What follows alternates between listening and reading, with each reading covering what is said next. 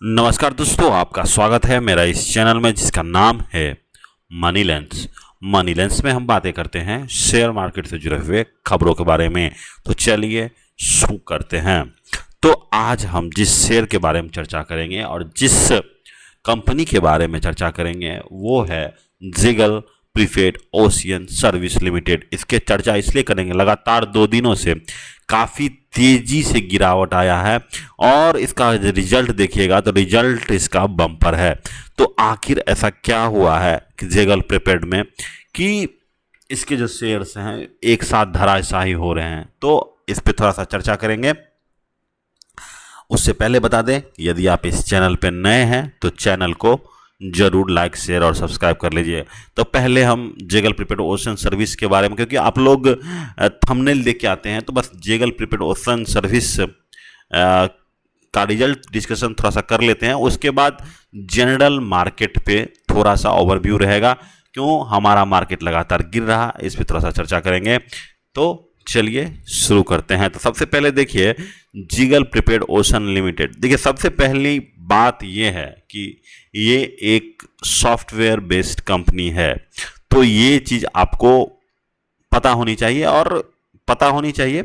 और क्योंकि जिस तरह से आप देख रहे हैं कि एक तरह से आईटी सेक्टर में ही एक स्लो डाउन है। दूसरी बात यह है कि आईटी सेक्टर का अभी फ्लेवर भी नहीं है। जितने भी सॉफ्टवेयर बेस्ड या सैस बेस्ड सर्विसेज हैं वो सब जो है काफ़ी कंस्ट्रेन में चल रहे हैं और काफ़ी उनमें दिक्कतें आ रही हैं, क्योंकि जिस तरह से एआई आ रहा है तो सब पे प्रभाव पड़ रहा है। तो एक तो पहला कारण यही है कि अभी फिलहाल फ्लेवर नहीं है सॉफ्टवेयर कंपनियों को। तो अभी फिलहाल यदि आपका पोर्टफोलियो में कोई भी आईटी सेक्टर होगा तो वो चलना तो दूर ही की बात है, वो टुसकना भी धीरे धीरे नीचे की तरफ ही आपको दिखेगा।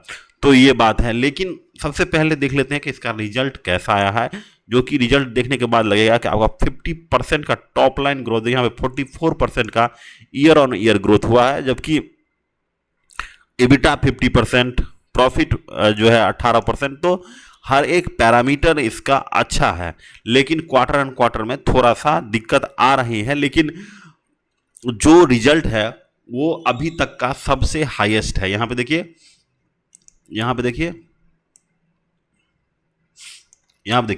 593 करोड़ का सेल्स किया है, ठीक है, जो कि यहाँ पे देखिए ईपीएस भी देखिए अभी तक का सबसे ज़्यादा का ईपीएस है।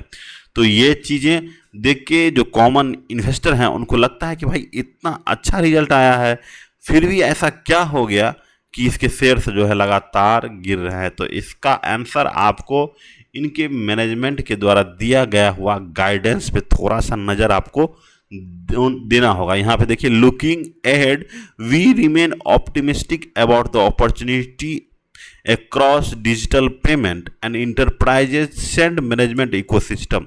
For FY27 we project a stand-alone revenue growth 25% से 30% and consolidated revenue around 40। तो यहाँ पे जो स्टैंड एलोन जो रेवेन्यू ग्रोथ इसमें बताया गया है वो बताया गया है 25 से 30%। जैसा कि आपने पहले देखा कि इसका रिजल्ट जो है 44% का सेल्स ग्रोथ हो रहा है।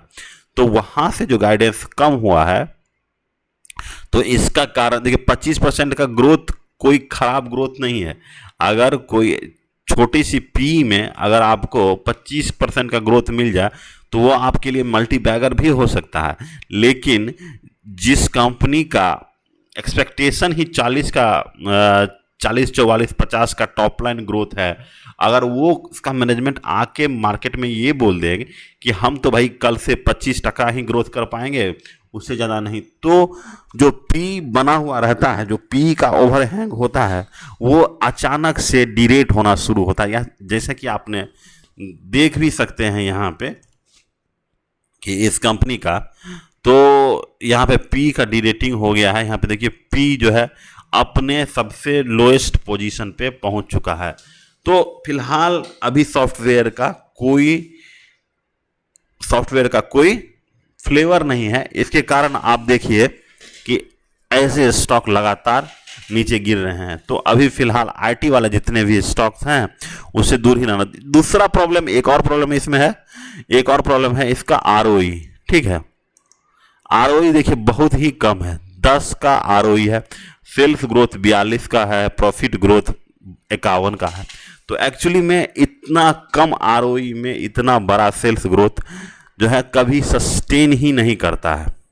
तो कभी इतना ज़्यादा सेल्स ग्रोथ आपको 1 क्वार्टर 2 क्वार्टर 3 क्वार्टर चलेगा, लेकिन उसके बाद क्या होगा, इस कंपनी को एक्स्ट्रा जो है फंडिंग चाहिए ही चाहिए इतने कम आरओई में। तो यहाँ पे देखिए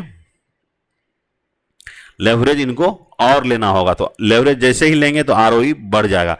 तो एक्चुअली में इस सेल्स ग्रोथ पे ये आरओई टिकने वाला तो था ही नहीं।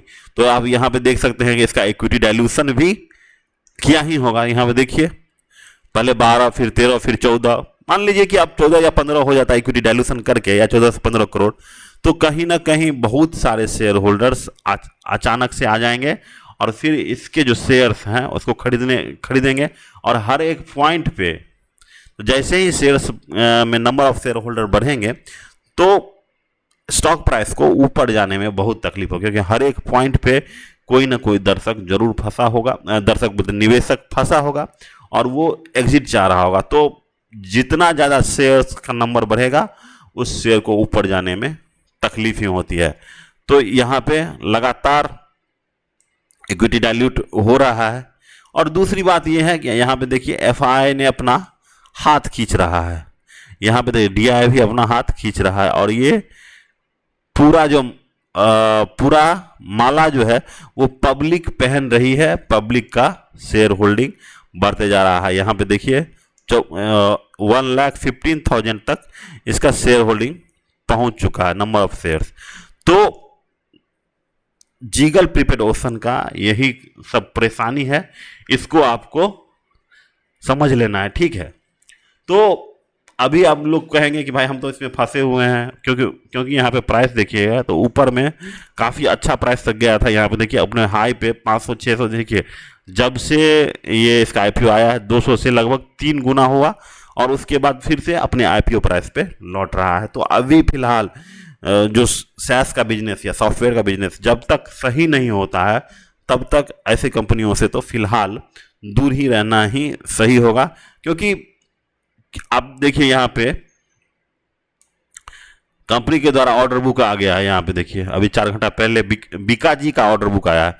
तो ये सब चीज़ें धीरे धीरे आएंगी, लेकिन ये कोई बहुत बड़ा ऑर्डर बुक नहीं होगा। यहाँ पे देखिए कितना का ऑर्डर बुक है, जीगल बेस प्रिपेयर बीका जी फूड्स वैल्यू बता रहा है, देखिए यहाँ पे। और डोमेस्टिक इंडस्ट्री 1 साल का है बेस्ड ऑन द एक्चुअल, इसमें कोई कैश ट्रांजैक्शन के बारे में बताया नहीं है कि कितना का ऑर्डर बुक मिला है। तो ठीक है, ये सब ऑर्डर बुक आते रहेंगे, लेकिन इस ऑर्डर बुक से भी ये कंपनी को रिवाइव मिलना बड़ा मुश्किल ही होगा। तो ये सब चीज़ें भी आप लोग को जान लेनी है। ठीक है, तो ये तो हो गया कि जीगल प्रीपेड ओशन सर्विस का आपको 2 मिनट एनालिसिस, या समझिए इसके रिजल्ट का एनालिसिस हो गया।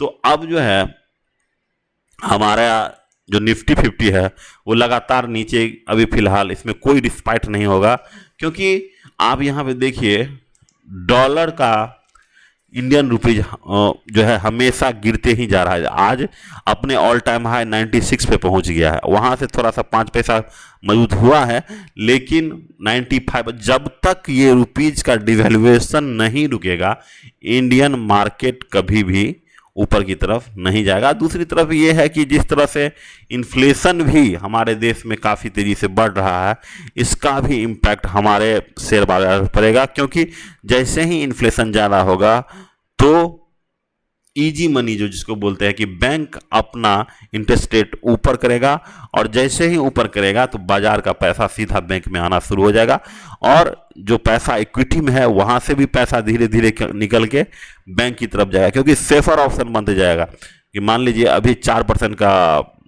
फिक्स डिपॉजिट दे रहा है, मान लेते हैं, तो थोड़े दिन में क्या करेगा, उसको 6% 7% करेगा। तो लोगों का पैसा जो है फिक्स डिपॉजिट की तरफ आना शुरू हो जाएगा, क्योंकि वो लोग सेफ ऑप्शन की तरफ जाएंगे जो लोग रिस्क नहीं लेना चाहेंगे। तो एक्चुअली में फिलहाल अभी जब तक एफआई और डीआई का एंट्री इंडियन मार्केट में नहीं होगा तब तक जो है हमारा शेयर बाजार अच्छा नहीं करेगा। दूसरी बात यह है कि कुछ ऐसी ऐसी उड़ती हुई खबर आई है कि एसटीटी और लॉन्ग टर्म कैपिटल गेन और शॉर्ट टर्म कैपिटल गेन जो है इंडियन गवर्नमेंट के द्वारा थोड़ी सी कम करने वाली है। लेकिन देखते हैं कि ये खबर कब आती है। उसके बाद जैसे ही ये खबर आती है उस पर एक विश्लेषण तो होगा ही, और ये खबर आने से हमारे एफआईआई काफ़ी ज़्यादा खुश होंगे और इंडियन की तरफ मूव करेंगे। लेकिन सबसे पहला अभी प्रॉब्लम है 90 जो है अपना रुपीज़ को स्ट्रेंथन करना कि भाई इतना डिवैल्यूएट नहीं हो। दूसरी तरफ पेट्रोल डीजल का दाम तो रोज का अभी बढ़ ही रहा है, देखते हैं कि और कितनी महंगाई चलती है। तो लेकिन अब बस आज बस इतना ही रखते हैं, कल फिर मिलेंगे, तब तक के लिए नमस्कार। यदि आप चैनल पर नए हैं तो चैनल को जरूर लाइक शेयर सब्सक्राइब कर लीजिए। Thank you, have a nice day.